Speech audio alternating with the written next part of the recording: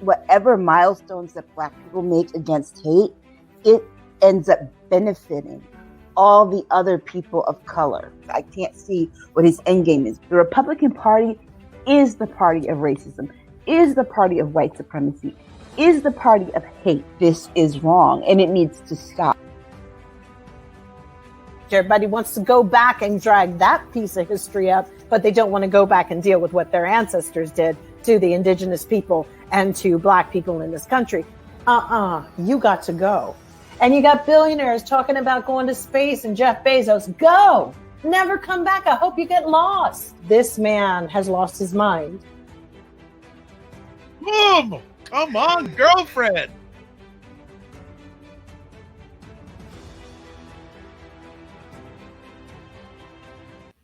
What is up, everybody? It's Dr. Vibe here, host and producer of the award-winning Dr. Vibe Show, the home of Epic Conversations, and I'm the host of Epic Conversations, 2020 Best Podcast News Award winner and 2018 Innovation Award winner given out by the Canadian Ethnic Media Association. And I host the only online show in the world for dads and fathers that is sponsored by Dove Men Care. It's also co-sponsored by Dad Central, Canada's national fatherhood organization, and I am also the board chair for the Global Food and Drink Initiative. It's a multimedia not-for-profit that highlights Blacks in the diaspora that are doing their thing in food, drink. I was going to say why. It's food, drink, and culture. And as always, I like to say we're blessed, highly favored, a magnet for miracles, and a solution for someone's problem. Already lots of people in the room, and the stars of the show haven't even entered the stage yet. So people miss them. So we took a week off last weekend for Labor Day holiday, and I needed a break. So the two wonderful women that you're going to see in a minute gave me permission to back off for a week, but now we have them back. So the main reason you're here is not me. This is why you're here today. This is why you're here today. Aisha K. Staggers and Jill Jones. How we doing? Great. Rested. Fit. Good. And like already in the room, welcome Cinema, welcome Jen, welcome Blue Rains, welcome Chris, welcome Green-Eyed. I can't ever get this right. Aisha, help me. Green-Eyed. Okay, you'll see in a minute. You'll see in a minute. And Black Beauty, welcome. Like nothing like a great welcome back. You're already in the room. Bam. So what's been going on over the last time we saw each other? What's been going on? Just keeping up with the WNBA because we're getting close to playoffs. So tonight, my Phoenix Mercury plays Connecticut Sun. So nice. I'm excited because Phoenix Mercury is playing, not Connecticut Sun. And it's going to be a big game because both of them have been on winning streaks. Phoenix won 10 games in a row. Connecticut won 11. So tonight somebody breaks their streak. I hope it's Connecticut. And I'm from Connecticut. Have you always been a basketball lady? Basketball woman. Basketball woman. I've been told to say woman, not lady. Basketball woman. Sorry. I've always loved basketball. I prefer the women. Oh. Because the women play, okay? They play like their life depends on it. And what they're getting paid, their life does depend on it. Exactly. They don't get paid. Yeah, they don't get paid. Jill D, what's been going on? Tennis. Yes, yeah. I've been such a tennis head. And my girl won today, Emma Raducanu. She's new, but sweet little girl. And I mean, both of them were good. Leila Fernandez and Canadian. Both born in Canada. Emma, UK, I guess. And yes. Layla, I guess she trains in Boca Raton. If you haven't had to deal with hearing Chrissy Everett narrate a comment through something, it's really tough sometimes. She's, it's like you're going to dox her, give everybody's address out. She just sometimes blathers on a lot. But no, I've just been chilling out. The world didn't blow up yet, so that was good, because the week that we didn't get together, there was a lot going on. I think the abortion thing had gone down. There was just like, and I guess here's the thing. If we had to comment every single day, it's changing. It's always like a changing line. It's definitely not like, you know, when you throw the I Ching every day. So, yeah, it is like throwing the I Ching. Something's different every day, but there are no like solid lines where something stays the same. It changes rapidly.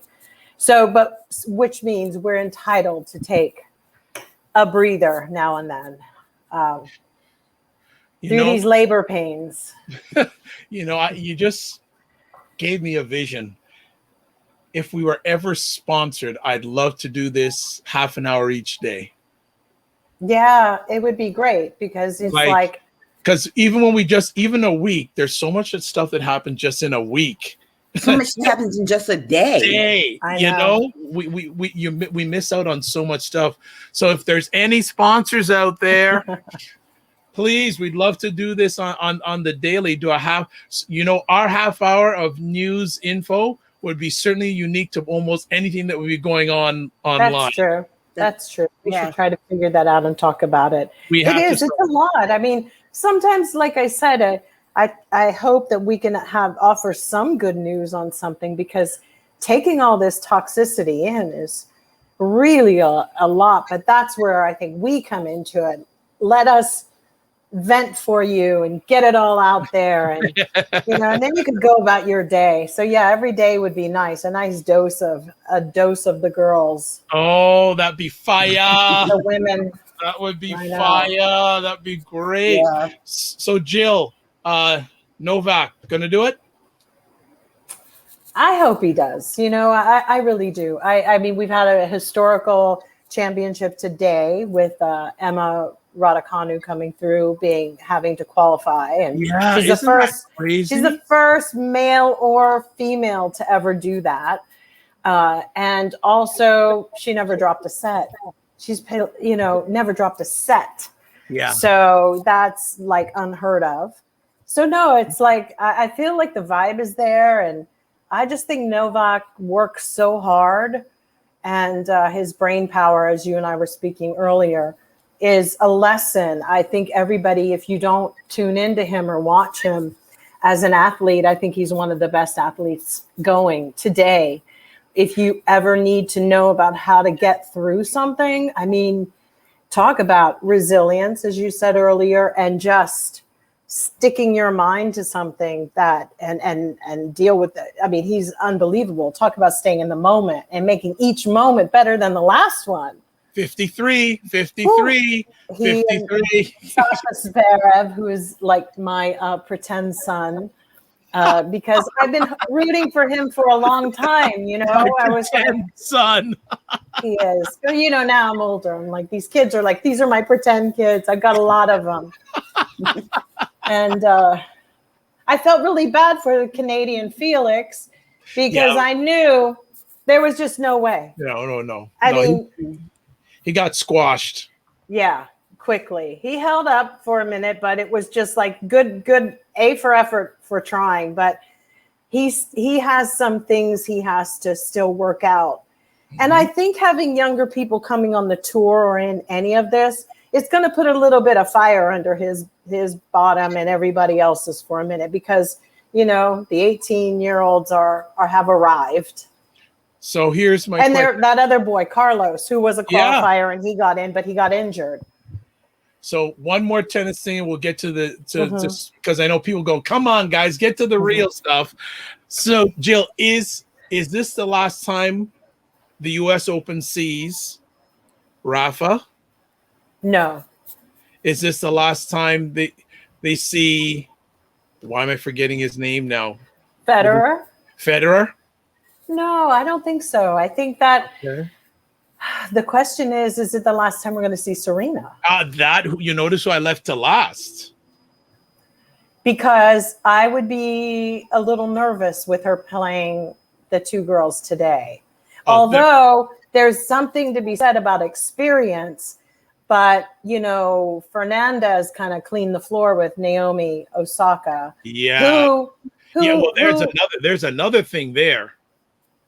That was a humbling moment, and I think she needed to have one. Yeah.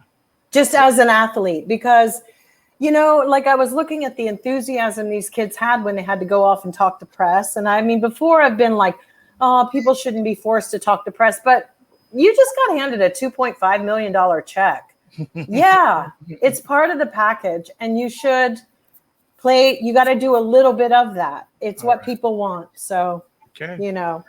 All right. My girls do a lot of it for a cap of $100,000 exactly, and they're not exactly, and they do it, So I was going to say the WNBA please let's show a little gratitude and humility. All right. Well, let's get to it. And before we do, Chris is saying, just as an aside, Aisha, glad you're feeling better. You look great. You do look good. You do. Fantastic. Fantastic. Well, thank you, family, for the putting up of 9 minutes of tennis talk. Please don't be too hard on us. Let's get down to it. Today is the 20-year anniversary of 9/11. Let's talk about it. What are your thoughts? Where were you when it happened? I was in Connecticut, actually, but my family was spread all over the place. Like, my sister was in DC, and my nephew was in a daycare right across from the White House. And so we were very worried about that. And then my aunt was on a train going into the city and just stuck on the train because they couldn't get into the city. And so I just happened to be eating breakfast, and I was on the phone with Amaya's dad at the time. This is before I was even pregnant with Amaya. And he said, oh, a plane crashed into the World Trade Center. And I turned around behind me because the TV was on.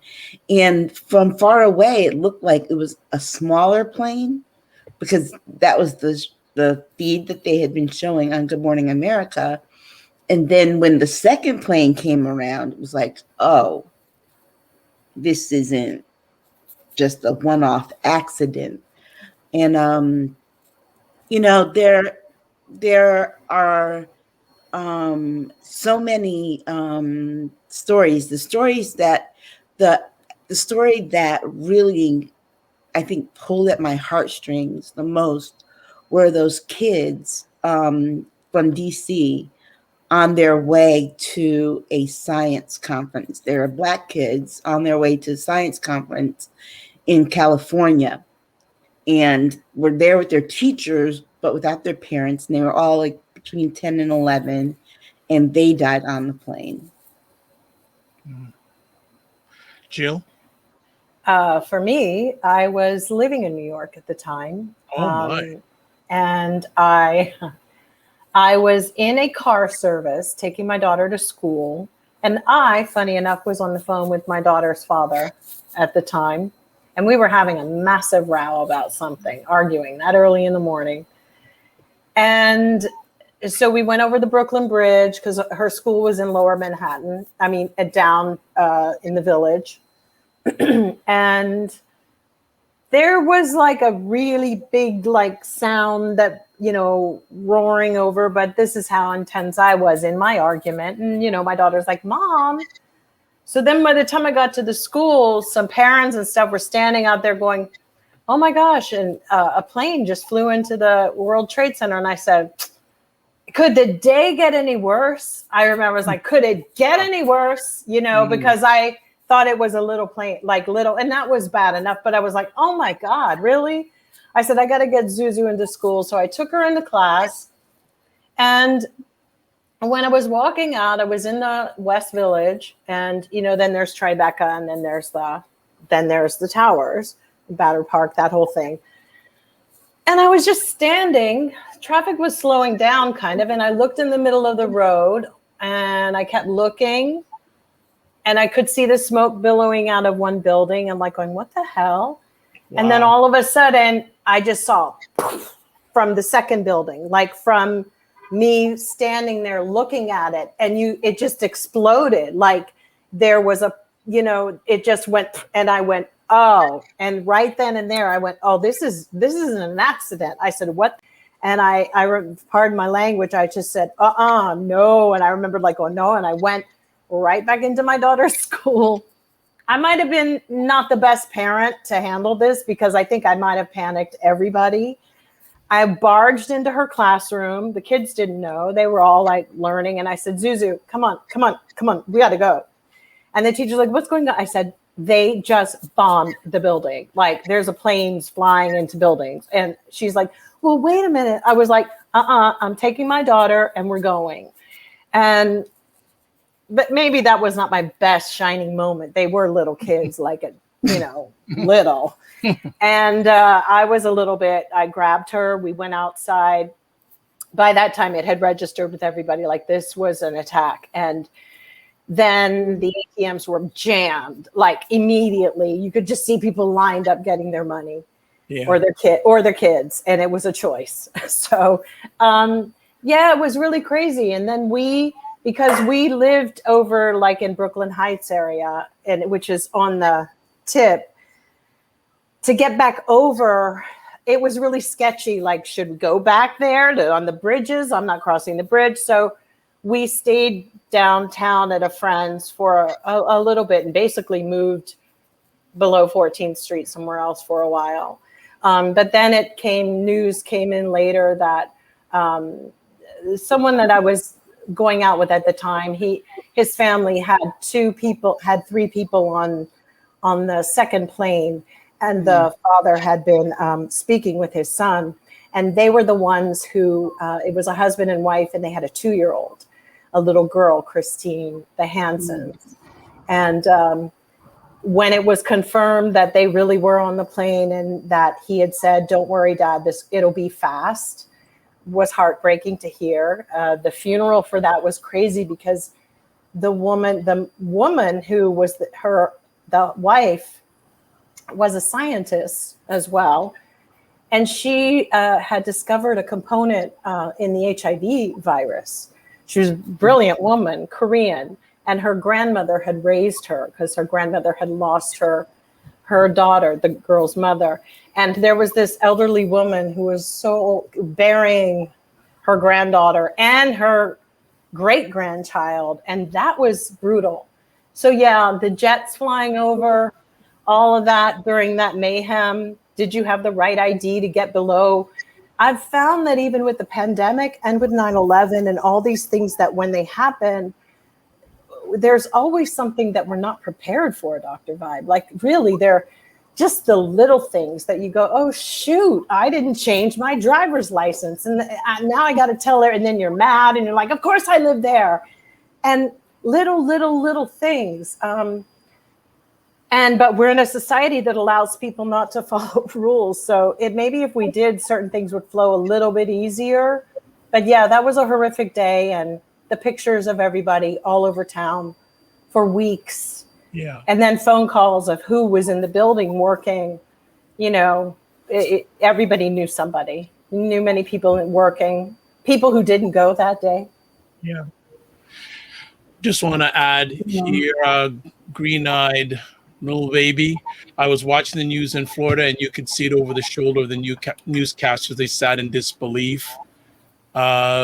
I'll add my story to it because the ladies always want me to speak up. At the time, I was working for a telecommunications company, and I was driving into work while it was going on in real time. And this was a high-rise building, and we were watching it, and I'm going, should we be in this high-rise tower right now? Like, wow. Whoa. Yeah. I'm going. So eventually, they got everyone out, but we were initially just watching it happen and didn't think, hey, could it happen here? So we located. But then another layer to the story is an uncle of mine, he's passed away. At the time, he was working in one of the buildings. No. Wow. And he was working for some sort of trade company, etc. I got home that evening, and I called him. And all I got was a voice message. Oh. But 2 days later, he called and said he was staying at his friend's house. He decided not to go into work that day. Isn't that wild? But let me tell you, I feel the emotion right now, making that phone call and just getting a voicemail message and basically telling him, if I never see you again, you were fantastic, this, that, and the other thing. And I that moment comes up very vividly in my mind, making that type of phone call was just very, very riveting. Chris is saying here, in a nutshell, to see how truly united we were in a true crisis and to see how we are so divided in another crisis, crises, makes me both feel quite sad and quite angry simultaneously. I'll say, can I just add to that and say Please. why that is? It's because America is not New York. And the only reason is that New York set the example of what, having gone through that, New York people were the ones who felt it, dealt it. And then you have all the wannabes who have their story. Everybody in the tri-state, New York, New Jersey, Connecticut, all of us were the example of how you handle a crisis.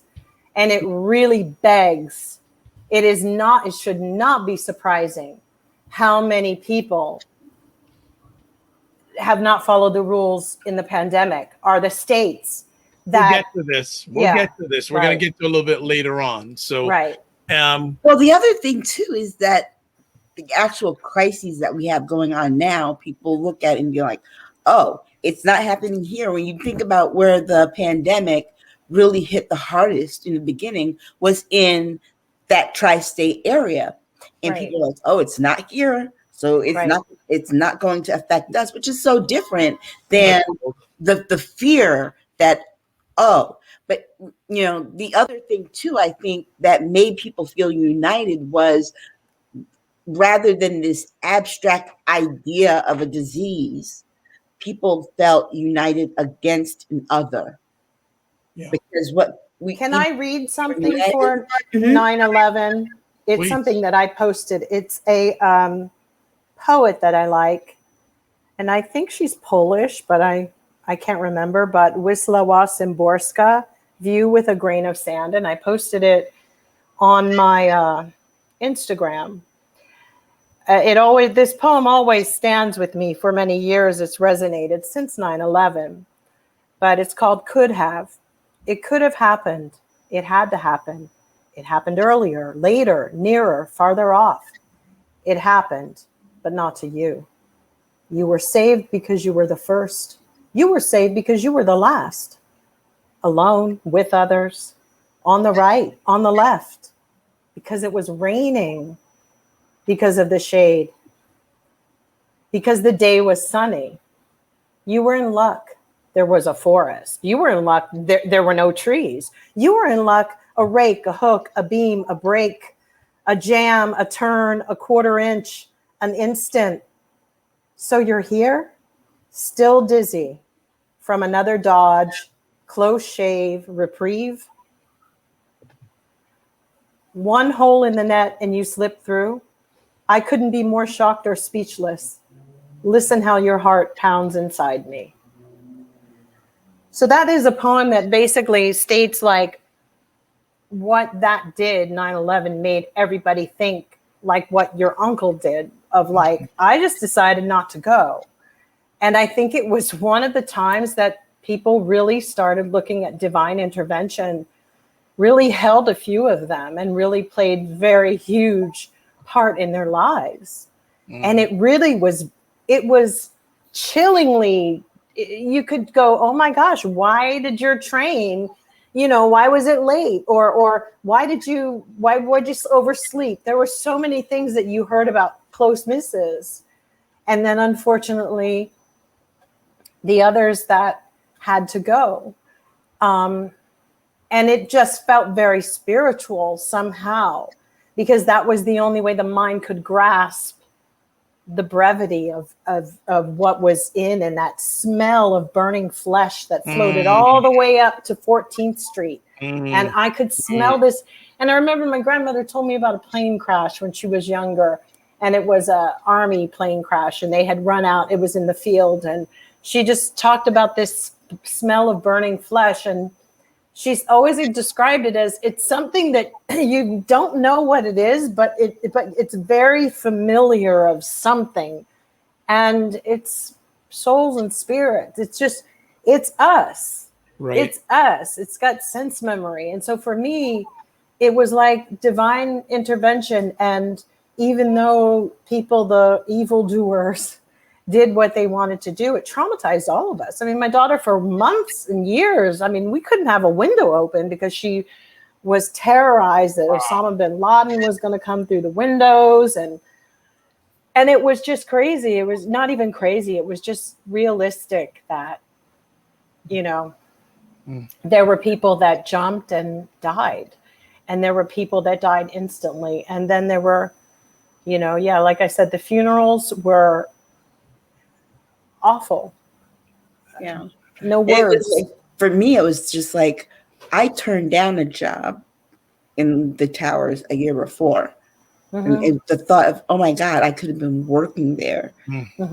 That kind of thing just, was difficult. And then, it was very hard because one of my best friends got married that Saturday.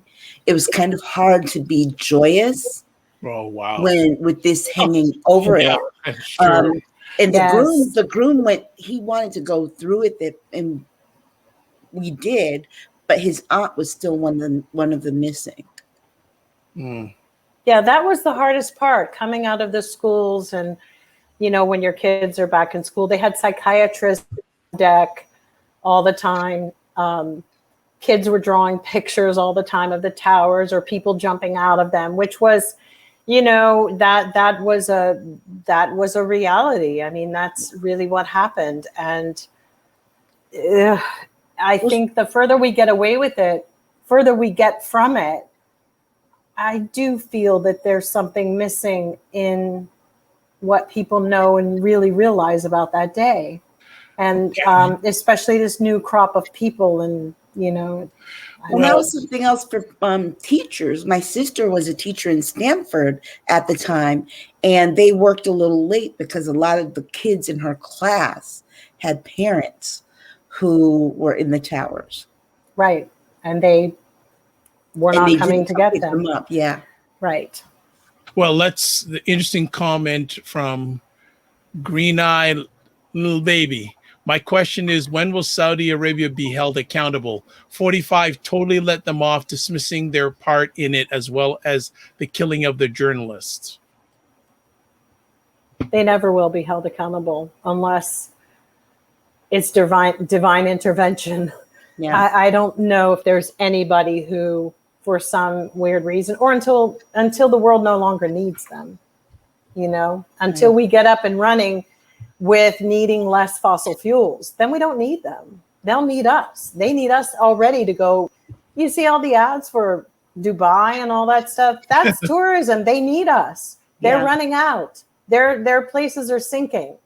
But until we've used them up, it's very Bill Withers at the moment. We're just going to be singing that until you use me, and it feels this because they're okay with being used. And the problem is they made a step with Trump, which was they stepped out of the shadows a lot on that. And I think it's horrific that no one's held them accountable. But I also would say that people are afraid of them.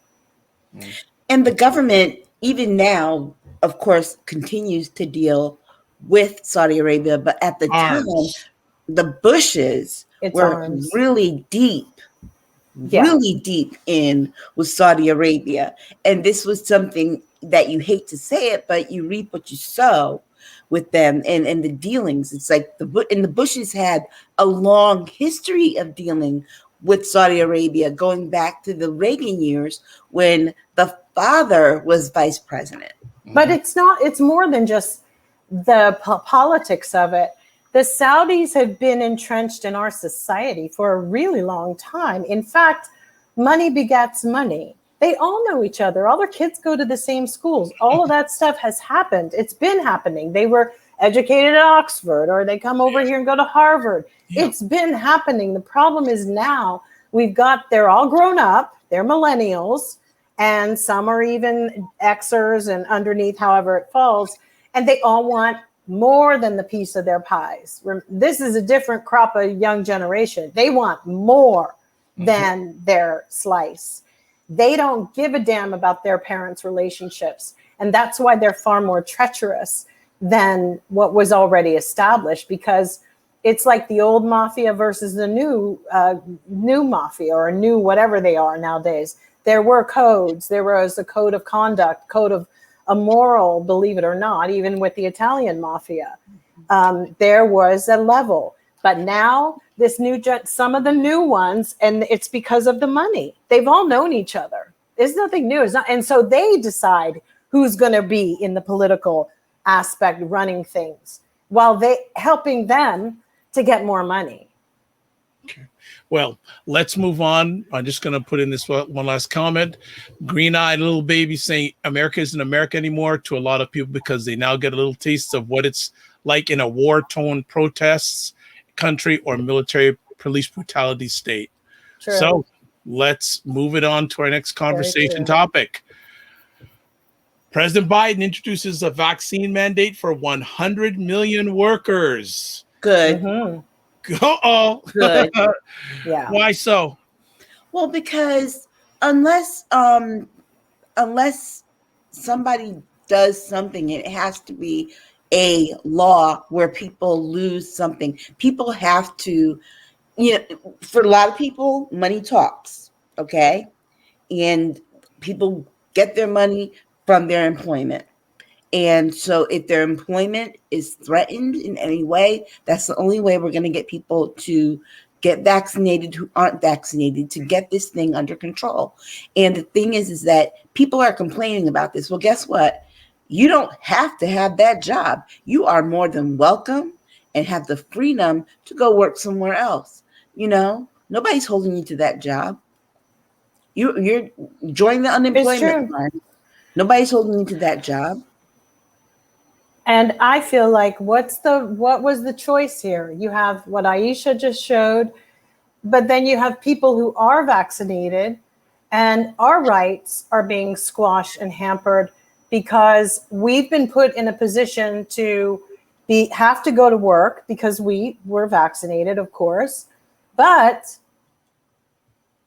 then it's like, then we can't hold a company liable for putting us in the situation where we're getting sick, or if they're not giving, that falls under different categories. I mean, hell, even Amazon has things about breaks, this, that, cleanliness, hygiene. There are things, just normal things. But when you get to that point where they're taking away our rights to even sue corporations that perhaps don't separate the vaccinated from the non-vaccinated, and do they even want to do all that? I mean, it just became a choice of like what was going to be the easiest and most cost-effective for corporate America.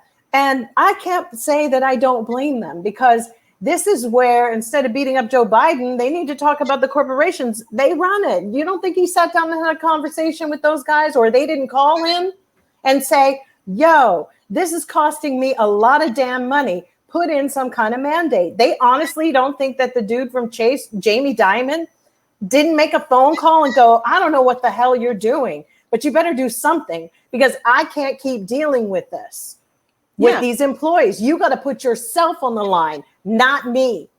Because it will destroy corporations on a certain level, even just with the healthcare stuff alone. Just like they can't even get, it's like, are we going to charge more for it? Are we not? What are we doing? So I don't think, and everybody wants to talk about their rights. It's like, this is a pandemic. If this was smallpox or something, you all would be faffing around here. I sure the hell wouldn't have you over to my house. That's for damn sure. I don't care who you are. Forget your rights. So I have the right to not get sick after being vaccinated. And I have that right. I have the right to, if somebody gave me freaking AIDS and they knew they had it, I'd have the right to. There's a few Black men serving time in jail for that, by the way. So what's the difference? If you got a test, you know you got COVID, go stay home. But if you give it to somebody, why aren't they in jail? I mean, they've created legislation for what's the difference? Be HIV, what was that about? I think about it. How many people wanted to wear masks, thought they should have been separated when they didn't even want anybody to touch their food in the kitchen?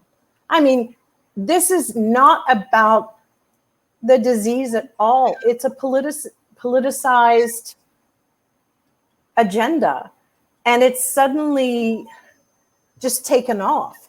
And the worst part of it is that the Republicans found the dividing line. And I saw a few people like going, next is going to be genocide. It's going to be genocide. And these are the stages of genocide. No, the stages, there's a macro stage of genocide, and then there's a micro stage of genocide. And if anybody tried to put forth a serious division that would wedge people, it was Donald Trump, where you can't even have a rational conversation with his people at all. Yeah. So it's now to the point where now they want to be like, oh, you mad because none of us want to like be bothered with you. You mad now. Don't work. Go start your own stuff. Isn't that what you said you could do anyway? Let me just interrupt. The comments are flying like crazy. So Real Django saying good that President Biden has done it. Blue Rain says, right, Aisha. Also saying, personally, Blue saying, I will feel more comfortable knowing that people are vaccinated now, where some don't even wear masks. I agree. Chris is saying, thumbs up, Jill. Jen is saying, you're right, ladies. It had to be done or people would never get vaccinated. Green Eyed saying, exactly. Black Beauty saying, President Biden made the right choice. There are new variances that can make it much worse. Americans always think we're exempt from consequences. Kudos, President Biden. Exactly. Green Eyed is saying here, I got COVID in a physical rehabilitation center. I nearly died. So sorry. But I can't sue them. Right. And then Chris is saying, in my professional life, we can't even ask others if they're vaxxed. And I know that there are people who are not. Feels like our hands are totally tied. I would say that if you see people wearing masks, for the most part, they're vaxxed. Because I know that's a long shot, but I find that people who are vaxxed are a little bit more considerate of other people. And, unless it's in a facility that now, these people are acting like it's only in America. Italy has put that in force as well. It happened a month ago in Italy. I think it's now everybody basically they were like, you can't go to the movies. You can't go eat. You have to show that you've been vaccinated. And amongst other things, France is doing the same thing. It's going to be across the board because we cannot let the minority of the few, particularly when we have countries in Africa. And I heard about a woman in Rwanda who is hoping to get the shot next week, hoping and thinks she's only going to get one. And for me, I want to bring anti-vaxxer through because I'm so done with it. And they started cropping up when my daughter was young. I'm not vaxxing my daughter because I think, really, you think what? You don't think. That's the problem. You don't think. And I hate to say it. It's like, I will say exactly what I want to say. I said it to a girlfriend yesterday who's in Paris and talking about the anti-vax people. There were a few she talked about that I knew from back in the day. It's like snorting up the whole freaking room of cocaine, whatever. And it's them. It's the ones who have their sobriety meetings, the this, the that. Now they've got vegan kids. Now they've got this. And they're freaking anti-vax. Go figure. And I want to say to them personally, do you think that when you made your little baby, that your genes were all cool? That they're hunky-dory and strong? That your kid will survive COVID? After all the stuff you piled into your bodies? Give me a break. You're taking a big risk because your kids may not know what you did before, but some of us do. So if you want to go on the strength that your genetic makeup and component is so stellar that your child could survive COVID now that you're sober and you're straight, it's disgusting. Because that's who they are. Some of them, And she was telling me, and I was like, get her. And she was like, well, yeah. So I was like, she needs to quit. I mean, for real. Though, this mandate is also good for businesses because a lot of businesses want to get back to having their workers come into the office, even though it's a very antiquated business model. But a lot of them want to have their workers come back in. And so they are the ones behind this pressing Biden to introduce this. And let's be clear, he only vaccinated he only did the mandate for the vaccination over the things that he could control, which were federal employees. Well, people are mad because it's not Congress. I don't know if that's true if they haven't been forced to do it because Nancy said she couldn't make that happen.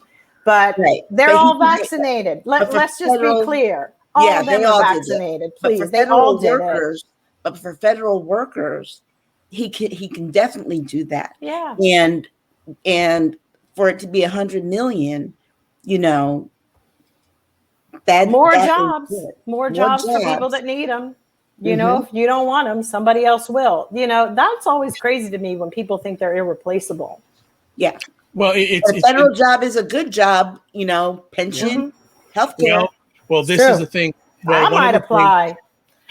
One of the things that's actually interesting too is a large amount of the Black American population have federal jobs, and a large amount of African Americans are not vaxxed. But there's no conspiracy to that. That's just willful ignorance. That's just willful ignorance. I'm not going to jump on that. Oh, they're trying to get rid of the Black people. No, Black people canceled themselves, on that because it's just that. No, I'm not jumping on that. And actually, there's.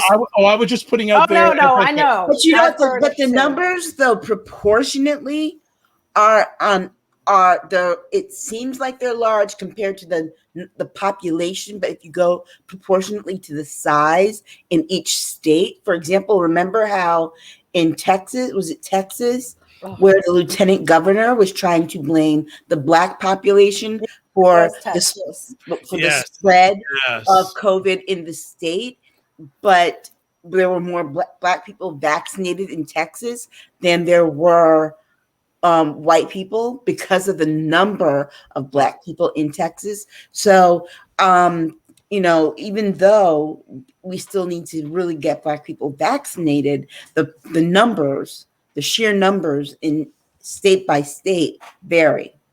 So I'm just going to do a little break time. So Chris is saying, right, Jill, everyone is replaceable in every workplace. Sure.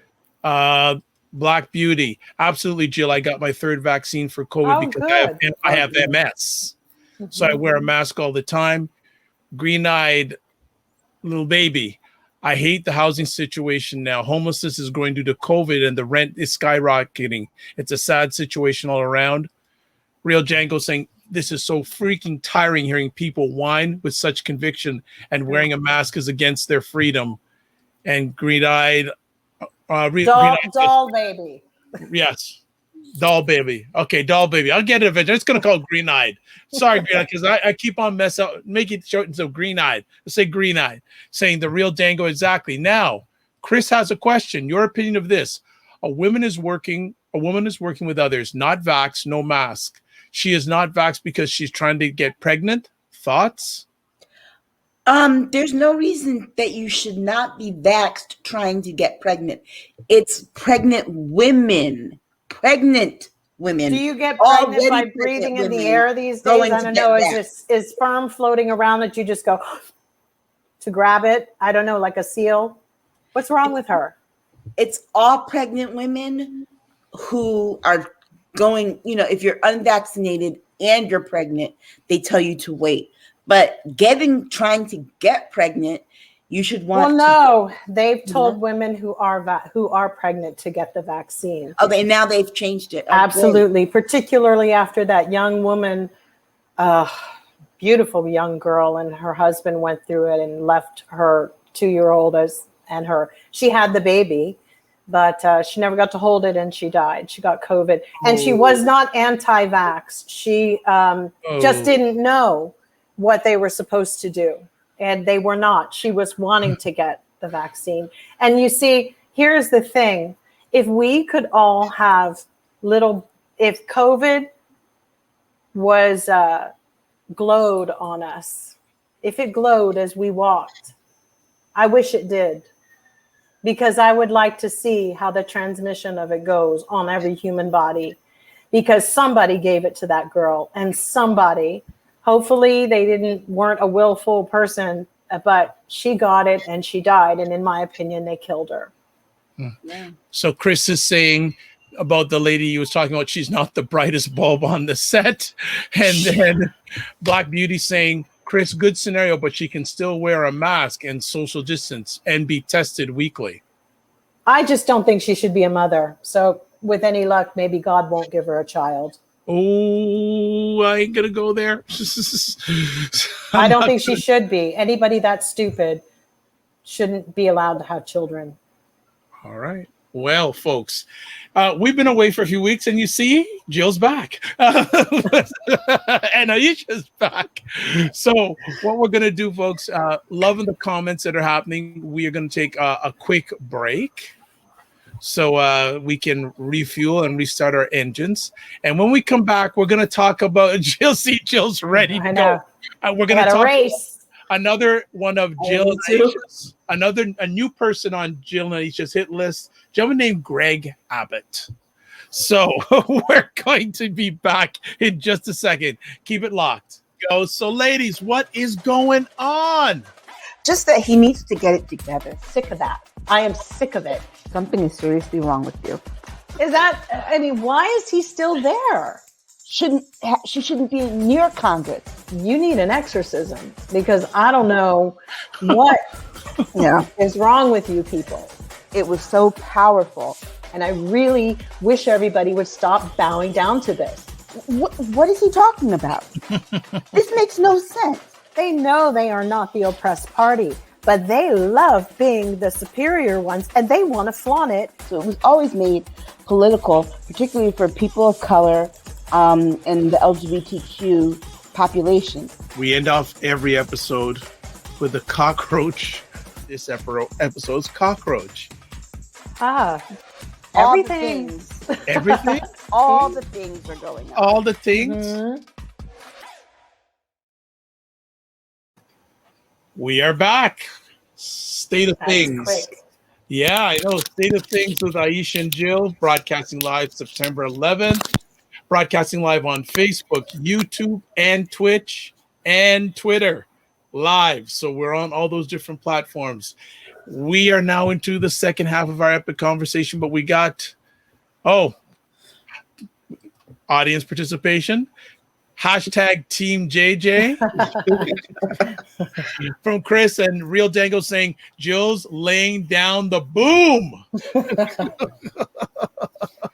Tired of it. And also another longtime podcast associate of mine, Lynn Brunet, who also on her platform has this broadcast distributed on her platform. And has wow. Oh, thank you. So thank you, Lynn, for dropping by. And let's just continue on. This gentleman I know is not a friend of yours, either one of yours, Greg Abbott. So for people who don't know who he is, could you please give an education and then tell us why you're not a friend of his? He's the governor of Texas who's anti-everything. I'm ready for him to roll on out of there, literally. If you don't know, he's in a wheelchair. So when I said roll on, I meant it. Bad. He signed the bill this week to turn it into a law that women cannot in Texas have an abortion after 6 weeks, and that anyone who assists them in any way can be reported and punished. He also said that whether or not a person wants to get vaccinated is a right to choose. That a woman's body, what a woman does with her body, is not a right to choose issue. It's so repulsive that they use a woman's body for the battleground. It's actually, it's just disgusting. I honestly don't think Abbott likes women at all.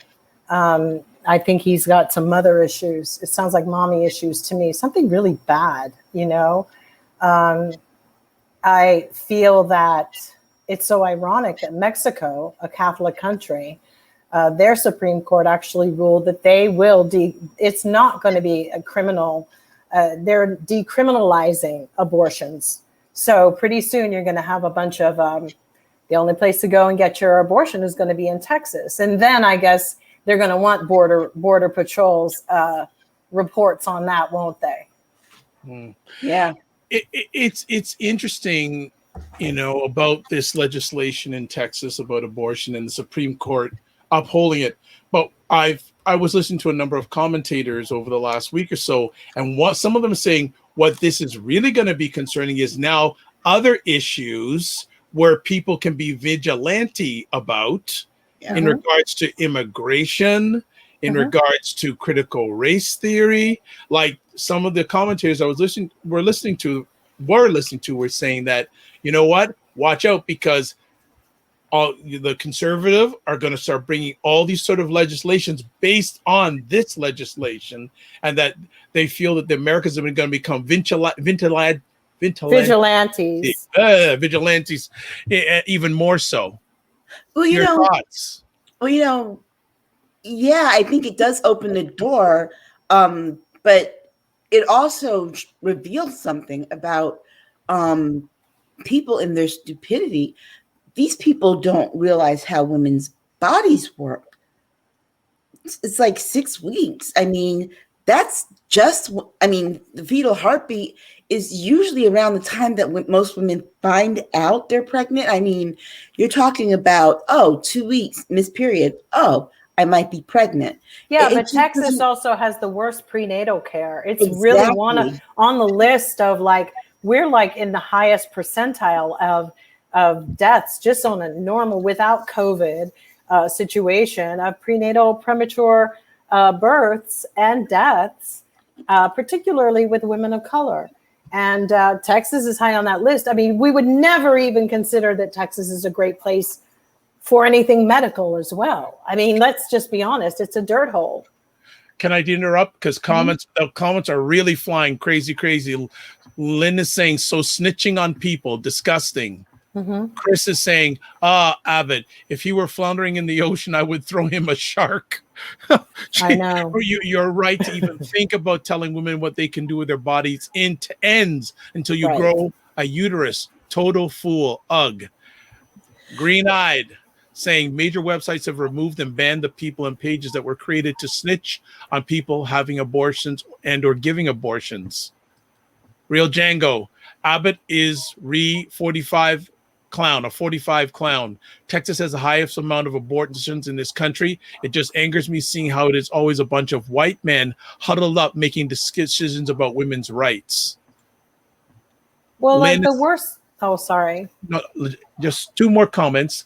Lynn is saying, I didn't even realize I was pregnant until just after 6 weeks. Right. Most of us, yeah. Yeah. And Real Django saying that's sick, green-eyed. And then Black Beauty saying, Abbott, no redeeming quality at all. Okay, we're caught up. Well, then the way that he also wants to stop rape, because it's like when people ask him the question of, you know, well, what about in the instance of rape, you're going to still keep this, you know, this low? He's like, well, the way we're going to stop rape is we're going to, you know, arrest rapists basically before they rape. Well, you can't prosecute rapists until they've raped somebody. It's like so you're going to basically predict who's going to rape whom, and that's your plan.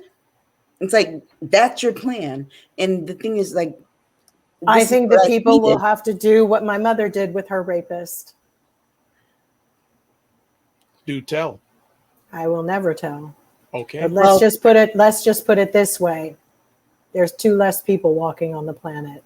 Enough said. Well, what I tweeted, And I can't say that, and because that's what women will do when you are in those, and it was in the South. And when you're in those situations, there will be, you can't trust the judicial system.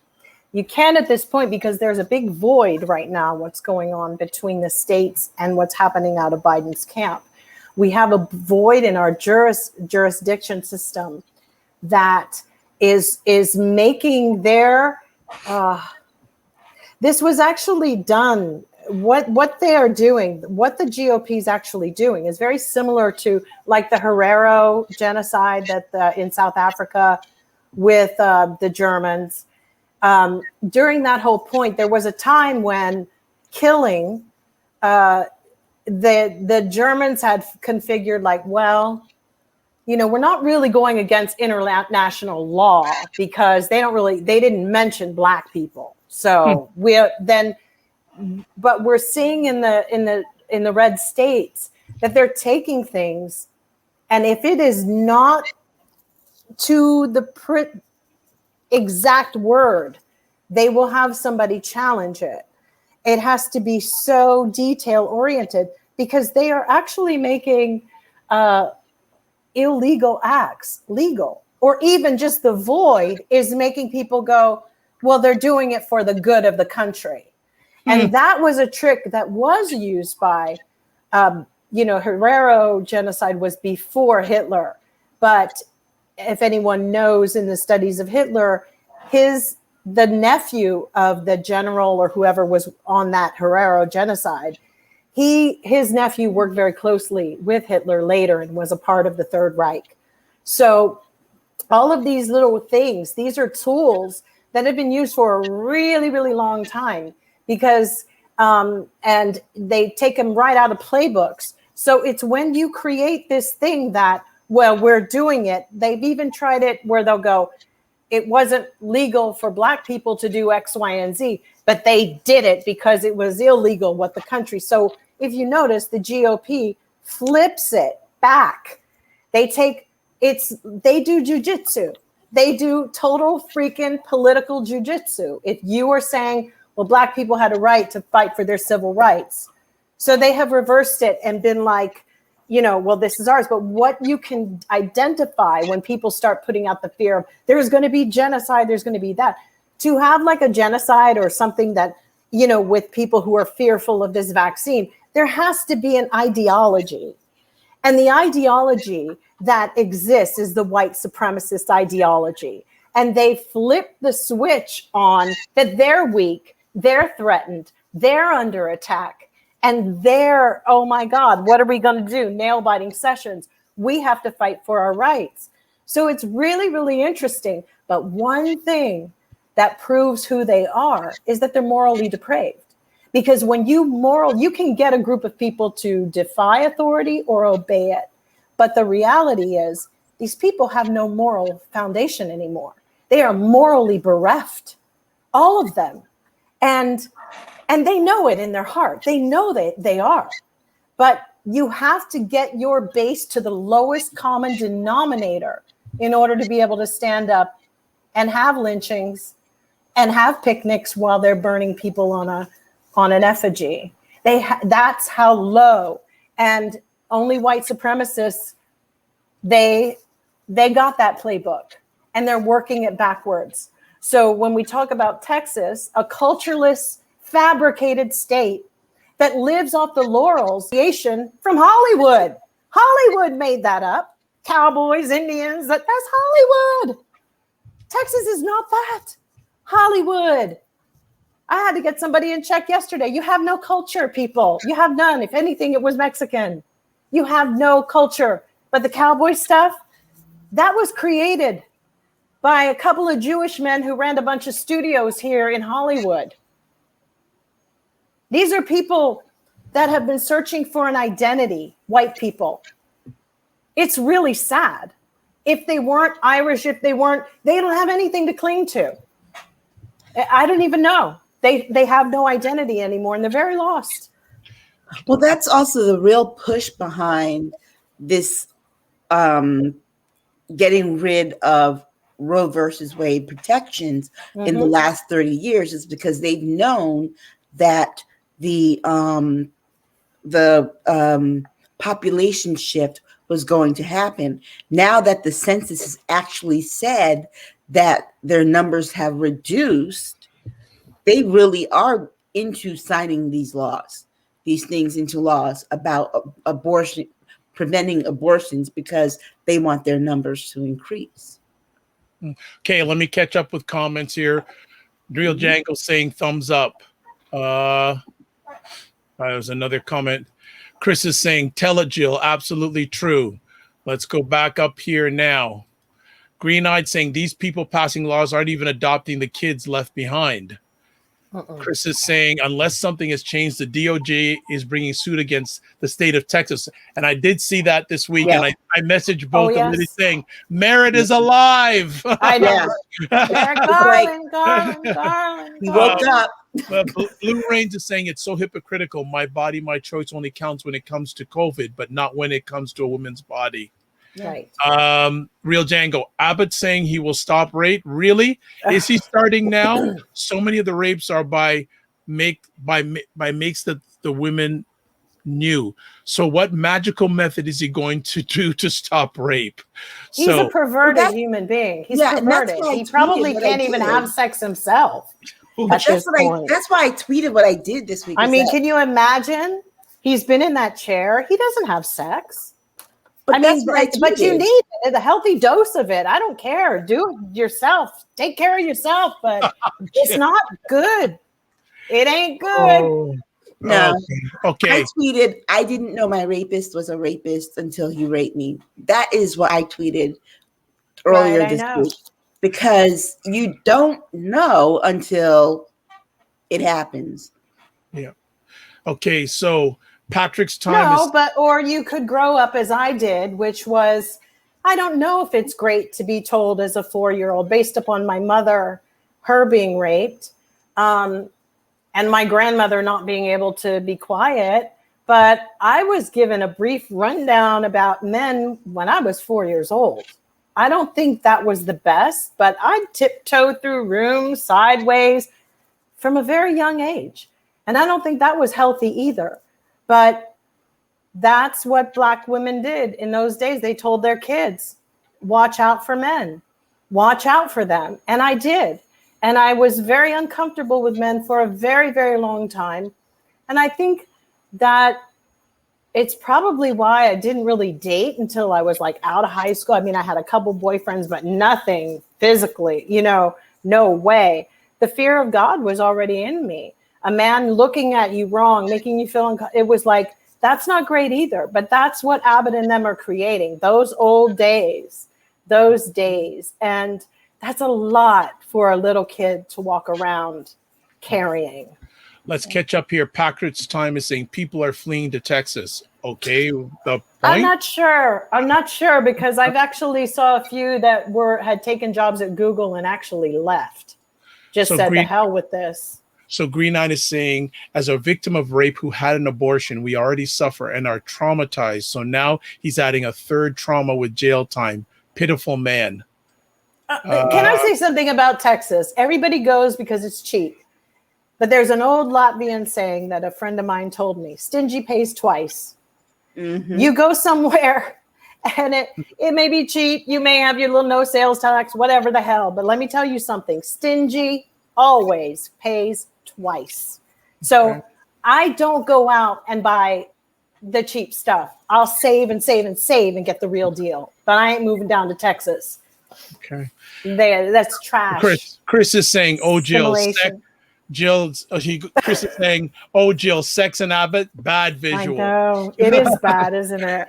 Green-eyed saying, exactly, Aisha. And Real Django, sorry for my typos. My fingers are stuttering out my text. No worries. It's all good. Aisha wanted to say something. He has an election next year. I suggest his opponent adopt Ludacris's song "Roll Out" for his campaign. Oh, shame. No. Oh my gosh. Oh, Well, geez. let's be honest, in all good sport here, now that everybody's on equal footing, it's not like, anyone's shaming anybody for being handicapped. That's not it. But all I'm saying is if you want to be down and you want to be included in everything, you got to be included in a little bit of ribbing too.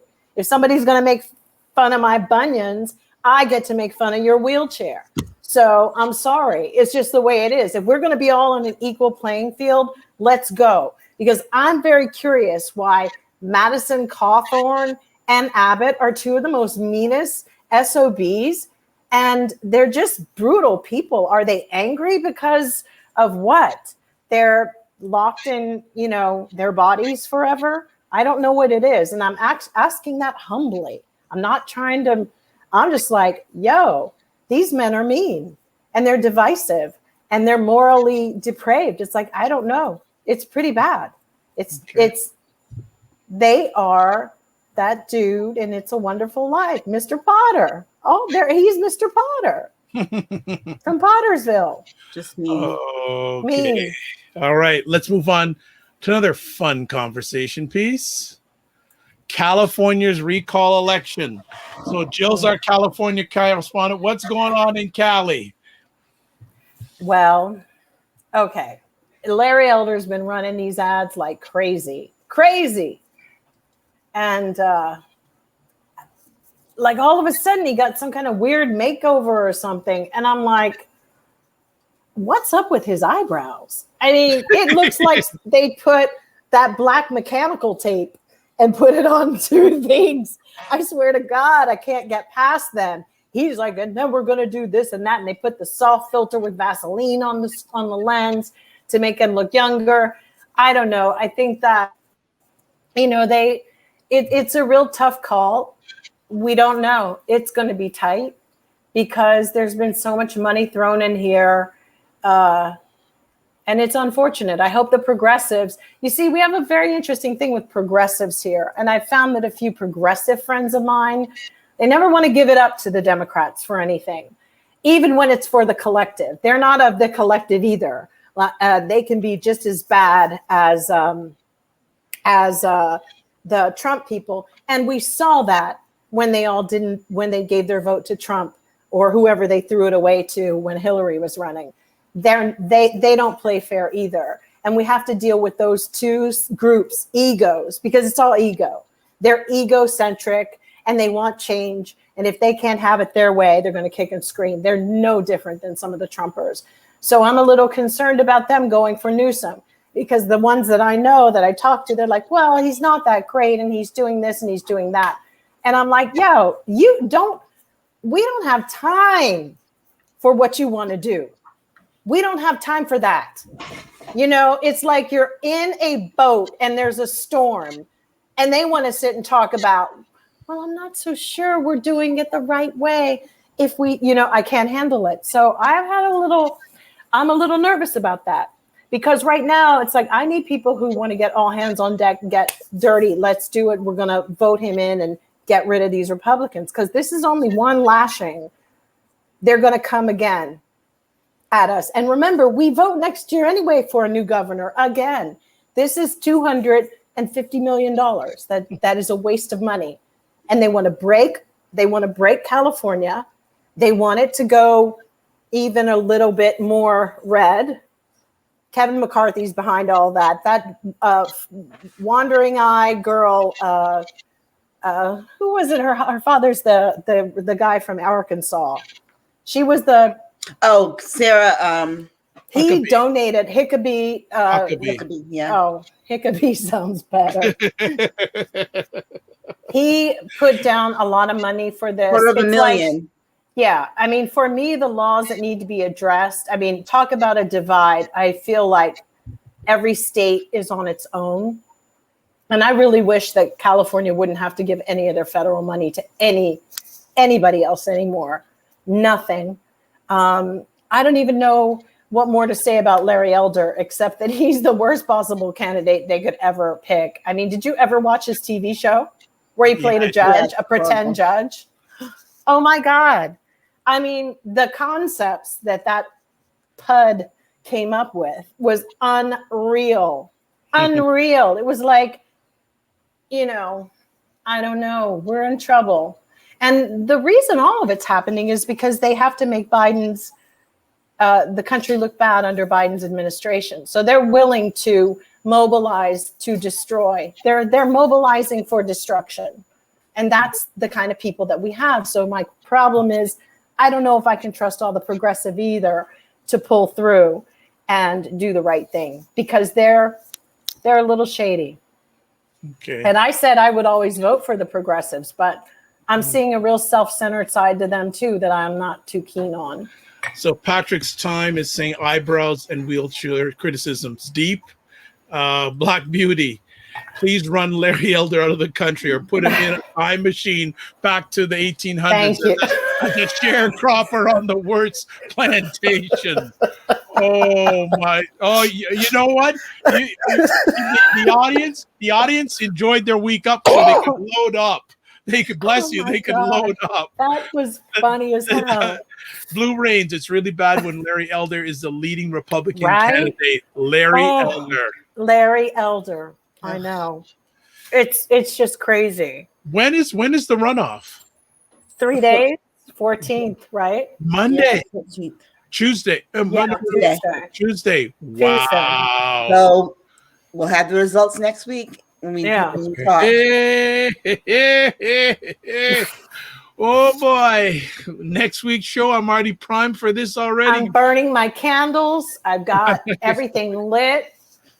I'm trying to come for Larry as much as I can. I think I'm getting shadow banned on that. Real Django is crying after Black Beauty's comments. That is one of the. You've got to put it up again. Please run Larry Elder out of the country or put him in a time machine back to the 1800s as a sharecropper on the worst plantation. Wow. Wow. That's prime. When you get Jill like that, you're prime time. That's hilarious. Oh, sorry. Pardon the pun. Hilarious. Oh, sorry. Larry Elderus. Oh boy. Oh my God. Oh, that's all right. Man. Okay. So we finally. Yeah, I hope Newsom pulls through. I mean, I've tried to explain like the restaurant. Everybody was like, what's French Laundry? French Laundry, that's a stupid name. Blah, bloop-de-bloop.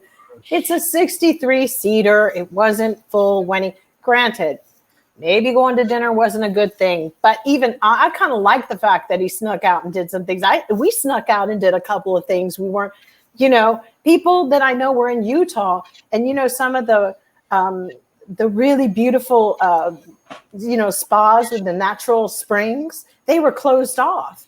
But I had a few friends who were like, well, the hell with it. We're going to climb the fence and go in. And okay, it was what things happen. So in a really weird boomer way, I was kind of like, good for him. Have a dinner. What the heck? And I'm pretty sure he's okay because it wasn't like a roaring party. They made it sound like he went to freaking Studio 54 with Andy Warhol. Oh, boy. Okay. Well, Oreo is saying here, I support Larry Elder. Good. No problem. No problem at all. Let's get to our last conversation piece. Every episode, at the end, we have a cockroach. And Aisha suggested that this episode's cockroach is anyone who keeps wanting to deny Americans freedoms on this 9/11. Please expand, Aisha. Well, not just, we're not just. Why would you support Larry Elder? Honestly, I honestly just need to know. It's actually not okay with me. Why? What the hell has he done? Well, let's scrape and scrimp, and he's a wannabe talk show host, actor. He's everything that he pulled a gun on his girlfriend. I mean, really? That says a lot about you, Oreo. Okay. Well, let's get back to this. I said, well, not just the people that were responsible and for what happened on 9/11, but we also have people in this country who are still trying to deny Americans freedoms today, who are other Americans. I'm talking domestic terrorists. That we have to remember that it hasn't stopped just because we think that, oh, we haven't had any people come into the country to wage terror on us. We've been living with terror that is homegrown. And so those are the people who are this episode's cockroach, the people who still have that mindset. And Bush spoke about it today. And our domestic terrorists. Bush spoke about it today. He said they were the spirit of soullessness. Like he said, they have the same spirit as the people who flew planes into the World Trade Center. And he's right. They do. And they call it patriotism. So I find it very hard for me to marry these people into these good old patriots who lack so little class and so low intelligence. And to think that they, and they all have made up stories to connect themselves to 9/11. They didn't care.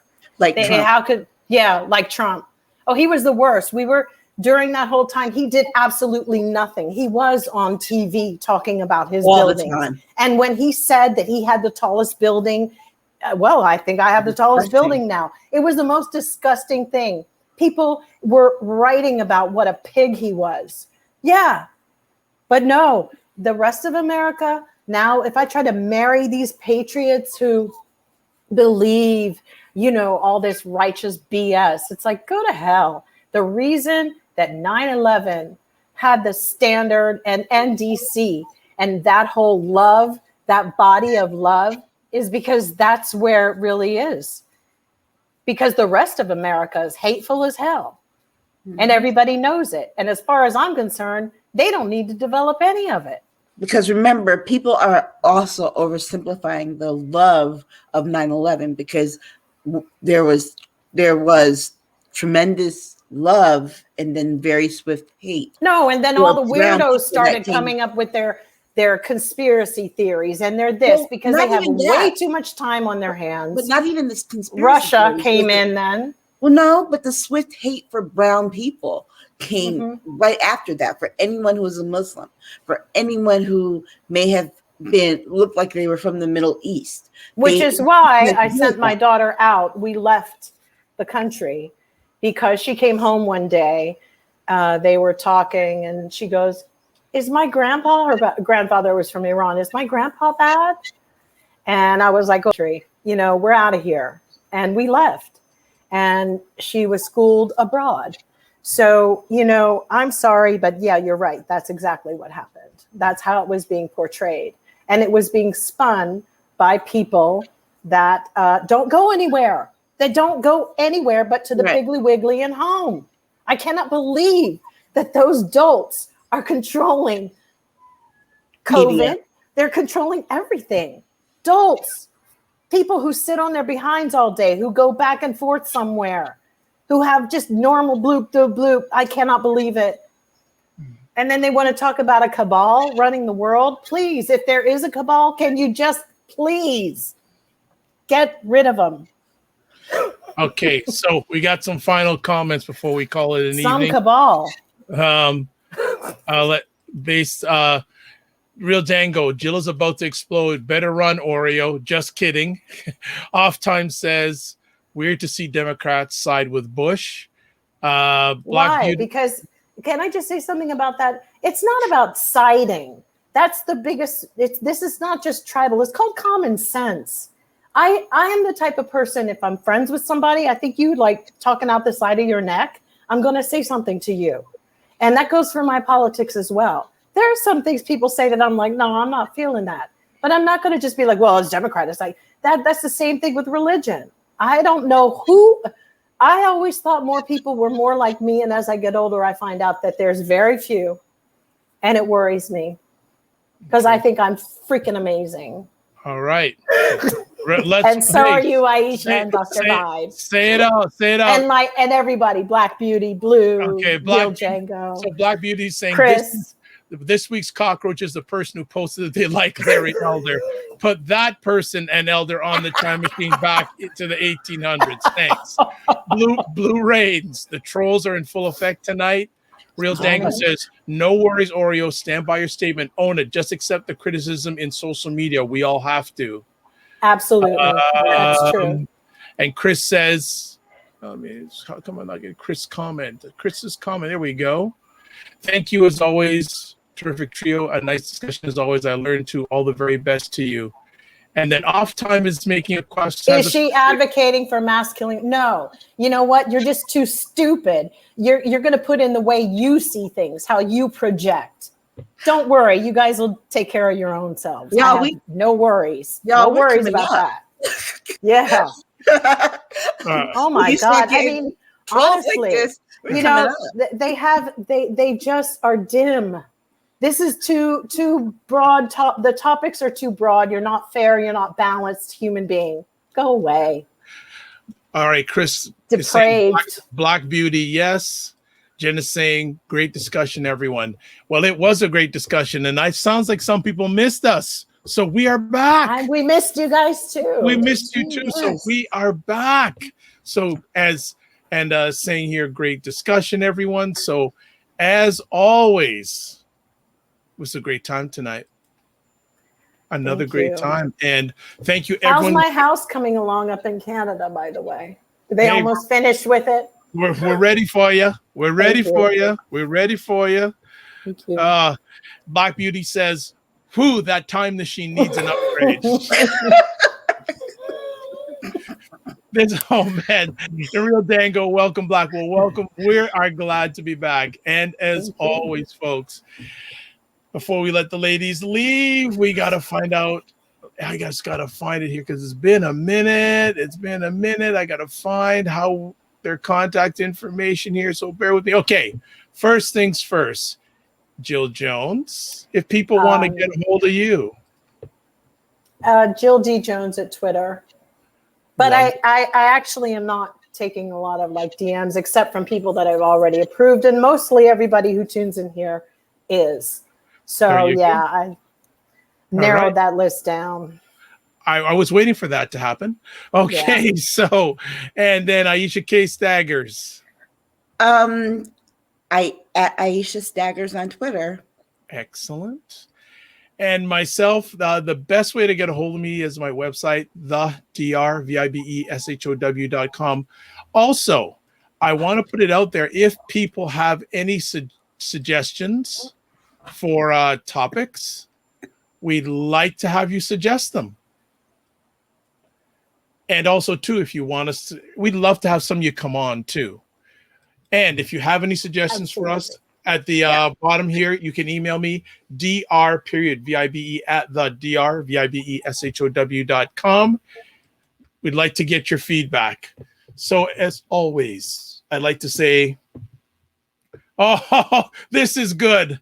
This is good. Real Dango, my Twitter name's changed to Jill Jones. Oh my gosh, that's hilarious. On Off Time saying Canada won't take Americans. We will. But some people in Canada saying we need a wall. That's a whole other conversation. Well, maybe Off Time needs to doesn't know my status with Canada. So that's okay. All right. Let's leave it be at that. All right. So as always, I'd like to thank everyone who jumped in tonight. Real Dango, Off Time. Black Beauty, Jen Myers, Chris, Blue Rains. I said Chris already. Green Eyed, Lynn Brunet. Thank you, everybody who jumped in tonight on the live. Oh, Cinema Canella. Can't forget you also. I'd like to say thank you to everyone who jumped in to the conversation tonight live and also who will be listening to this on replay. We appreciate you. We don't take it for granted. I'm just trying to navigate to something really quick here. There we go.